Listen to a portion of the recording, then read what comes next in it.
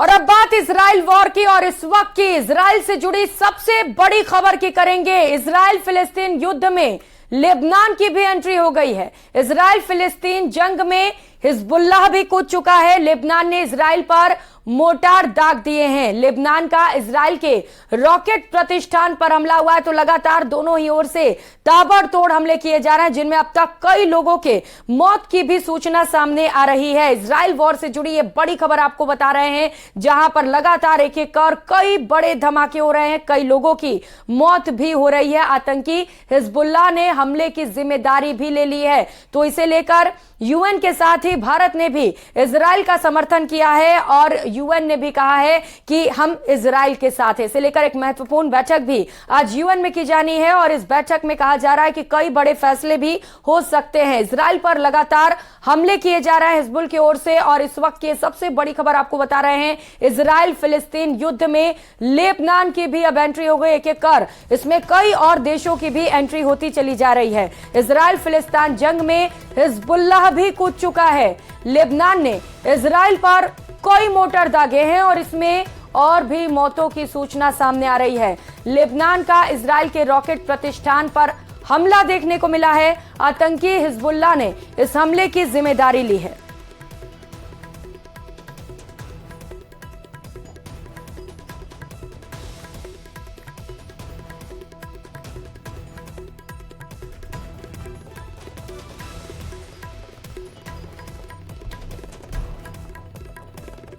तो इजराइल की वायुसेना के लड़ाकू विमानों ने गाजा को बारूद से पाट दिया है। इजराइल ने हमास के खिलाफ इस ऑपरेशन का नाम ऑपरेशन स्वॉर्ड आयरन रखा है। यह रिपोर्ट देखिए।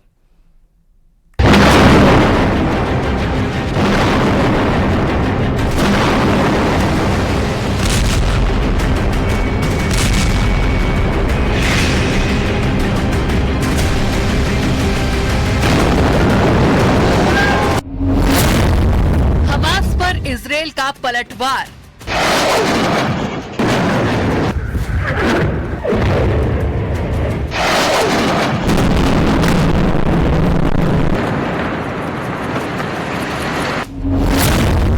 गाजा पट्टी पर रॉकेट की बौछार।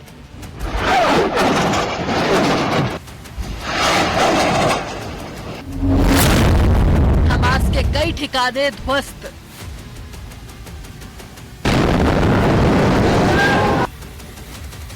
इजराइल पर हमले के फौरन बाद ही उसकी सेना ने आतंकी संगठन हमास के ठिकानों पर पलटवार शुरू कर दिया। इजराइल की इस कार्रवाई में न सिर्फ गाजा में तबाही आई, बल्कि कई लोगों की जान चली गई। इसके साथ ही कई लोग बारूदी हमले में घायल भी हो गए। इजराइल का यह पलटवार उसी वक्त हो गया जब उसके प्रधानमंत्री बेंजामिन नेतन्याहू ने युद्ध का ऐलान किया। אזרחי ישראל, אנחנו במלחמה, לא במבצע, לא בסבבים, במלחמה. הבוקר חמאס פתח במתקפת פתע רצחנית נגד מדינת ישראל ונגד אזרחיה. אנחנו בתוך זה משעות הבוקר המוקדמות. כינסתי את ראשי מערכת הביטחון, הנחיתי קודם כל לטהר את היישובים מהמחבלים שחדרו פנימה. הפעולה הזאת מתבצעת בשעות הללו. במקביל הוריתי לבצע גיוס מילואים נרחב. इजराइल के प्रधानमंत्री बेंजामिन नेतन्याहू के इस ऐलान के बाद गाजा पर रॉकेट की बारिश होने लगी। चारों तरफ बम के धमाकों का शोर और आसमान में धुएं का गुबार उठता दिखाई देने लगा। पलटवार के लिए जैसा नेतन्याहू ने सोचा, ठीक वैसे ही उनकी सेना दमखम से मैदान में उतरी। थोड़ी ही देर में हमास को अंदाजा हो गया कि इजराइल पर हमला करके उसने बहुत बड़ी गलती कर दी। इजराइल के इस पलटवार में 230 से ज्यादा फिलिस्तीनों की मौत का दावा किया गया और इजराइल के रक्षा मंत्री ने इस पलटवार में जीत का दावा किया। חמאס עשה טעות חמורה הבוקר, הוא פתח במלחמה כנגד מדינת ישראל. חיילי צה"ל נלחמים בכל נקודות החדירה כנגד האויב. אני קורא לאזרחים להישמע להוראות פיקוד העורף ולבצע אותם כלשונן. מדינת ישראל תנצח במלחמה הזאת. हमास के आतंकियों से बदला लेने के लिए इजरायली एयरफोर्स के कई फाइटर जेट गाजा में घुस गए और हमास के ठिकानों पर ताबड़तोड़ हमले शुरू कर दिए। यही नहीं, खबर ये भी है कि इजरायल की सेना ने गाजा पर बदले की कार्रवाई करने से पहले ही उसकी सीमा के पास रहने वाले अपने नागरिकों को घरों में रहने का निर्देश दिया। ऐसा इसलिए कि गाजा पर उसके हमलों के दौरान उसके अपने नागरिकों को कोई नुकसान न हो। हालांकि खबर ये भी है कि इजरायल के हमले से पहले ही गाजा के कई लोग बॉर्डर के पास वाले इलाकों को छोड़कर कहीं दूर चले गए।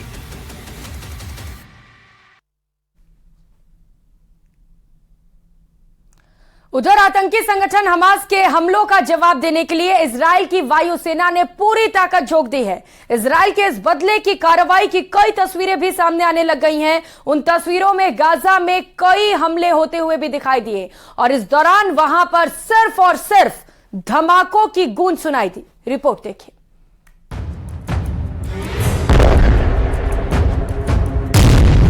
गाजा पर इजरायल की बमबारी, हमास के हमलों का करारा जवाब, इजरायल का बारूदी प्रतिशोध। आतंकी संगठन हमास के हमलों का जवाब देने के लिए इजरायल की वायुसेना ने ताबड़तोड़ रॉकेट दागे। इजरायल की वायुसेना ने जो तस्वीरें जारी की उनमें हमास के आतंकियों पर बारूद कहर बनकर टूटती दिखाई दी। इजरायल की वायुसेना ने दावा किया कि उसके इस हमले में हमास का लॉन्चिंग पैड तबाह हो गया। इसके साथ ही जिकिम में समंदर किनारे भी इजरायल की सेना ने हमास के कई लड़ाकों को मार गिराया। מקומות שהחמאס מסתתר בהם, פועל מתוכם. נהפוך אותם לאיי חורבות. אני אומר לתושבי עזה, צאו משם עכשיו, כי אנחנו נפעל בכל מקום ובכל העוצמה. बदले की इस जंग में इजरायल कोई कोर कसर छोड़ना नहीं चाहता, क्योंकि हमास ने उसके ऊपर एक दो नहीं बल्कि हजारों रॉकेट की बौछार की। इस बीच इजरायल की एयरफोर्स ने एक और तस्वीर जारी की जिसमें हमास की 4 ठिकाने नजर आए। इजरायल की सेना ने दावा किया कि इन बहुमंजिले इमारतों को उसने हमला करके नेस्तनाबूद कर दिया। इजरायल के दावे के मुताबिक उसकी सेना ने गाजा में हमास के कई मिलिट्री कंपाउंड और मिलिट्री हेडक्वार्टर्स को तबाह कर दिया। खबर यह है कि इजरायल के इस हमले में गाजा में 230 से ज्यादा लोगों की जान चली गई और 1800 से ज्यादा लोग घायल बताए गए। צה"ל יפעיל מיד את כל עוצמתו כדי להשמיד את יכולות חמאס. נכה בהם עד חורמה וננקום בעוצמה על היום השחור הזה שהם עוללו למדינת ישראל ולאזרחיה. यही नहीं, हमले के दौरान हमास ने इजरायल के कई नागरिकों और वहां के अफसरों को बंधक बनाने का दावा किया। हमास ने यह भी दावा किया कि उसके पास इतने बंधक हैं कि वो इजरायल की जेलों में सभी फिलिस्तीनी कैदियों को छुड़वा सकता है। हालांकि इजरायल के नागरिकों को बंधक बनाए जाने से नेतन्याहू ने हमास से हर हिसाब लेने की धमकी भी दी। אני אומר לחמאס, אתם אחראים לשלומם. ישראל תבוא חשבון עם כל מי שיפגע בסערה אחת מראשם. इजरायल पर हमले के बाद से ही उसके फाइटर जेट एक्शन में है और हमास के ठिकानों को चुन चुन कर तबाह किया जा रहा है।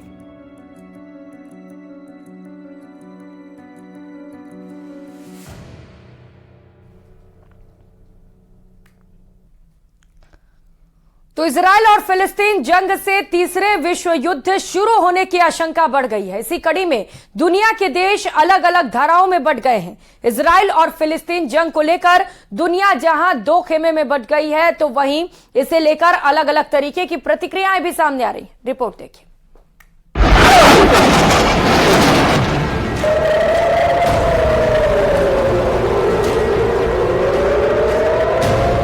इजरायल और फिलिस्तीन जंग के बाद दुनिया 2 धड़ों में बंट गई, एक इजरायल के साथ तो दूसरा फिलिस्तीन के साथ।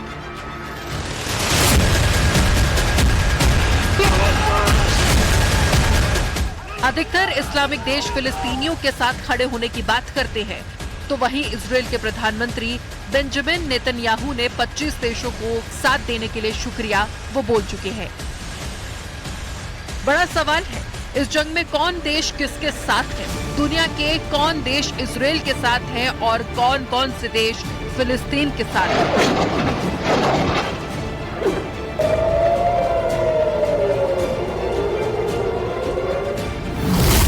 सबसे पहले इजरायल के साथ कौन देश है, इसे देख लेते हैं। America, Britain, France, Germany, Australia, Albania, Austria, Brazil, Canada, Colombia, Cyprus, Georgia, Hungary, Italy, Slovenia और यूक्रेन जैसे देश इजरायल के साथ खड़े हैं।